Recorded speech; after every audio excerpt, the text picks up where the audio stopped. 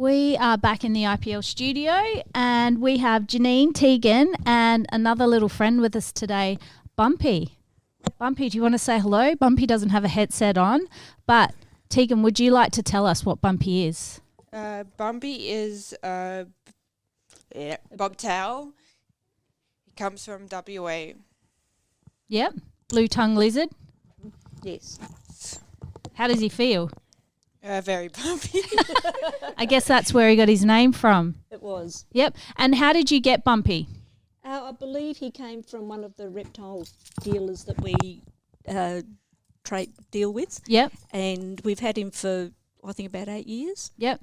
So if anyone, how do people, they don't own lizards, do they? Or do they need to get a licence for them? You need to get a licence for them because we've got a licence to look after them and to keep them. Yep.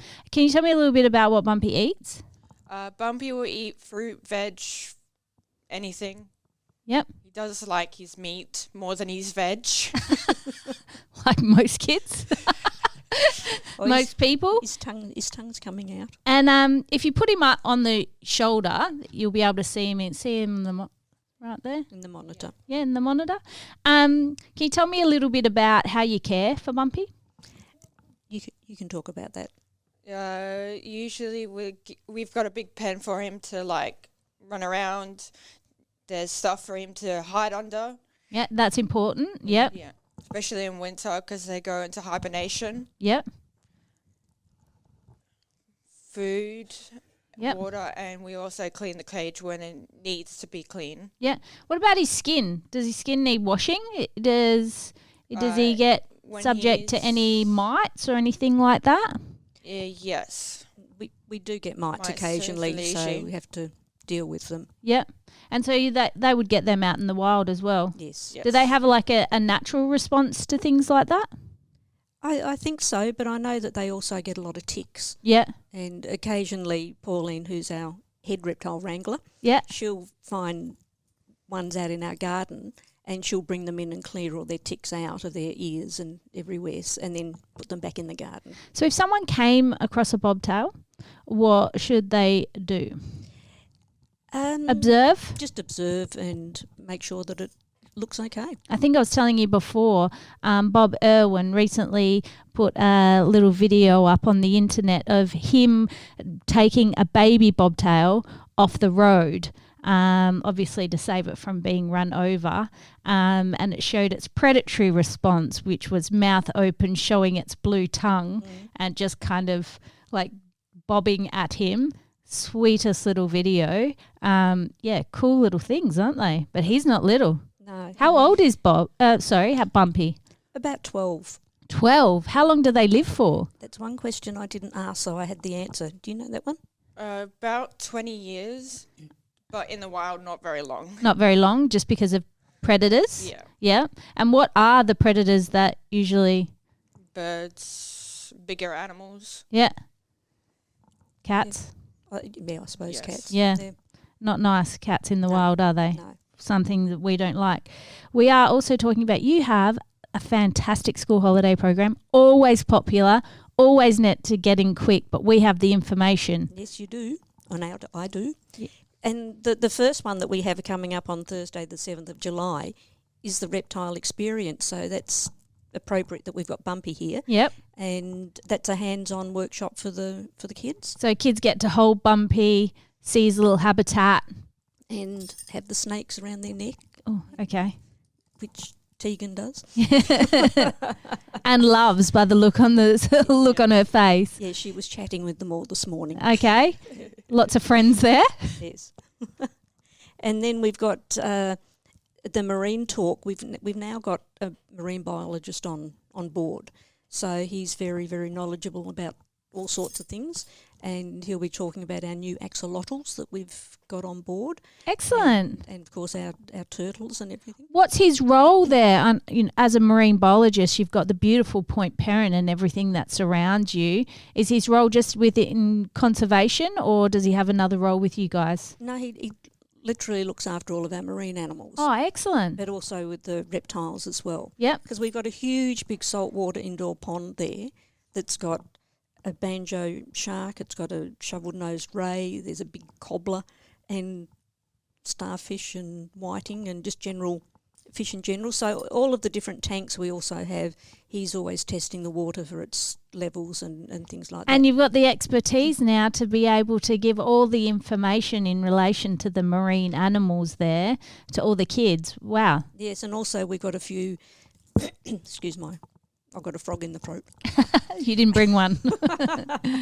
And we've got a few students from some of the universities that are coming down to volunteer with us as well, so he can guide them with all of that. No, oh, that's awesome. That's excellent. So it's a teaching facility as well. It Oh, it always has been, hasn't it? has. Yeah. You can't get away from the microphone to cough. So that's sort of going to be a very popular workshop. We've also got what we're calling Hairy Harriet and Hairy Harry, and it's about growing some things in a pot where you decorate it to make a face on it. So Okay. Bit creative. Yes. We've got As well as earthy. Yes. Awesome. We've got the Joeys coming in again from Mandurah Joey Rescue, so that's very, very popular. Yeah, so get in quick. They need to get their tickets for that one. And there's another crafty one, which is Funky Feathered Friends, so you can make a bird. And we've also got Dingo Bingo, which is learning about the animals and their habitat, so that's a fun way for them to learn. Yep. And then in the second week, we've got the Dipping Pond, which is very, very popular. And that's our big outside pond, which is left very natural. And the kids can dip up some water and see the macroinvertebrates. I've always got to remember that big word. And they're all the little wrigglers that are in So the are they water. using microscopes and things like that? We've got microscopes attached to our computers, so Oh, then awesome. they identify them and can look at them under the microscope. Yep. What an educational experience. And that's another one that Jake, our marine biologist, runs as well. Yep. So that's a really fascinating one. And you get to learn that big word like I did. Yeah. I won't repeat it. No. So we've got another one where you can make things out of clay to do with nature, and recycling, making robots or castles out of boxes and bits and pieces. Creativity. Love it. And then right for you on the last day, we've got a turtle talk. A turtle talk. Yes. My favourite. I I do know. love the turtles. That's what I thought I'd remind you about that one. Yep. So you can come along to that. Yep, the turtle talk. And so that's on the last day of the school It's on holidays. Saturday the 16th of July. Okay. So how do people book in for these school holidays? You need to go to Try Booking Yep. online, and all the steps are there to take you through, and you'll generate a ticket, and we'll have a list as well of who has booked, and you just come in and show your ticket at the door. Yeah. And if you can't find Try Bookings, go to your Facebook page Yes. and the link there that they can follow straight to Try Bookings, and they can just book from there. Yes. These school holiday programs are exceptionally affordable, aren't they? Yes, they're $6.95, and according to our brochure, it says $6, but there's the 95-cent booking fee for Try Booking. Yep. So $6.95, book online. Have a look. The program is online. Check out their Facebook page. Give a shout out to your Facebook page. It's the Naragebup. Naragebup, the Rockingham Regional Environment Centre. Yep. And not only that, you do a lot of conservation there as well, don't you? Yes, we've got 1.7 hectares of land there. So we've got huge outdoor gardens. We've got community gardens as well that you can hire a garden bed. And we've got Rachel, who's our head gardener. She sort of looks after all of the grounds and all of everything that happens out there. So we're always looking after the wildlife. We've got beehives there. We've got chooks and some ducks and a goose, which the kids can buy a bag of feed for $1 and feed the chooks and ducks and goose. It's quite an experience out there. I read somewhere that you're the first conservation centre in WA. Is that correct? Yes, we started, I think, I don't know the exact date, but sort of 25 to 30 years ago. And it was originally started by Bob Goodale and a few other people. And he hunted around to find the perfect place, and he thought opposite Lake Richmond was the ideal place to set us up. Just thinking about Lake Richmond, did I read that you've got the frog hunts back because it's winter? Yes. And they are exceptionally popular. Can you tell us about that experience? Yes, that's coming up on Friday the 1st. So we meet at the centre by 6 o'clock, and they go out in groups, and you need a torch. Yep, or a headlamp. Yep. And you'll have experts with you to identify and find the frogs and everything.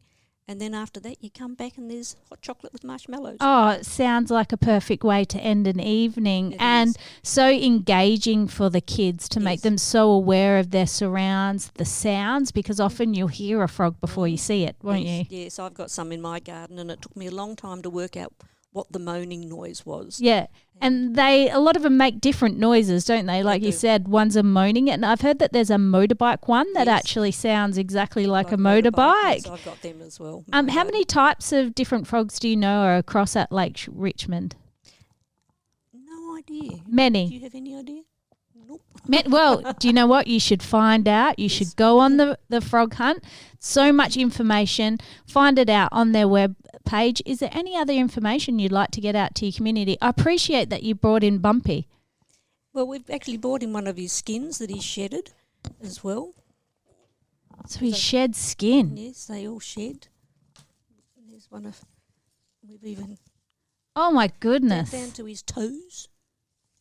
Down to his toes. Nice. So You've yes. kept that beautifully intact. Oh, we've got a few of them that are hanging there on the outside of their enclosure, so that When does that usually occur? Summer, winter, when they hibernate? What kind of Summer. summer? Yeah. but also when they're growing out of their skin, they need to shed it so that they've got more room to. And how many times do you think they'll shed a skin in their life? Oh, Many, I guess, because they grow from such a small to being so large. yes. It's like the exterior is very shell-like, isn't it? Because it's so hard. It is, but then it's so soft when it comes off. Yeah, when it comes off. And also another interesting fact is that they store their food in their tail so that when they're hibernating through winter, that's what they live on. Yep. So that's their fat store. That's where I store mine as well, in my tail. So do I. And it keeps me going through winter as well. I want to thank you both for coming in. I appreciate you coming in and giving this information. You guys have great holiday programs, and I know that they're always popular. Yes, they are. But it's good that you're getting the information out in the community and sitting with us here today. Okay. Well, we're open from Thursday to Sunday from 10 till 3 on all days. Yeah, and community groups can definitely come in and utilise the services that you guys have in Yes. there. We've got a very big group of students coming in this morning. Oh, excellent. So, that's why the early spot was the best thing for me to. Shout out to those students. What school are they from?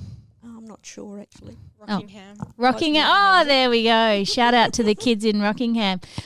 We have a song coming up because I think I need a little dance to wake me up this morning. It's Post Malone, Sunflower.